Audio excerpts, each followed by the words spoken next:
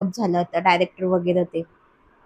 आता जे आम्ही असतो हेल्पर लोक ते सगळं आमचं चालू असतं, लाईट्स बंद करायचे, ते सगळं जनरेटर वगैरे सगळं व्यवस्थित पॅकअप करायचं, सगळं व्यवस्थित ठेवायचं. मग त्याच्यामध्ये तरी जातो 1-2 तास तर जातोच ते सगळं व्यवस्थित करून झोपायला जायला. तर पप्पा बोलले की माझ्यासोबत अजून एक जण होतं. मी जशी लाईट बंद केली ना, तर लाईट बंद करताना ना मला असं वाटलं त्या साईडला कोणतरी उभा आहे.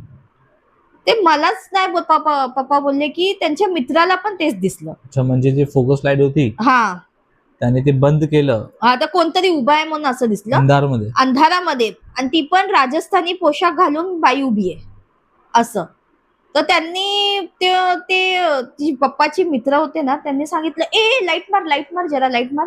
पप्पांनी परत लाईट मारली तर तिथे कोण नव्हतं. दोघांना वास झाला, दोघांनी बघितलं. हा दोघांनी बघितलं. परत पप्पांनी लाईट अशी केली ना, लावली ना, चालू केली तर तिथे कोण नव्हतं. परत लाईट बंद केली तर तिथे ती उभी दिसली, म्हणजे बाई उभी आहे राजस्थानी पोशाख मध्ये, पूर्ण राजस्थानी पोशाख. पप्पा बोलले मग पप्पांनी काय केलं, परत लाईट असं हे 3-4 वेळा केलं.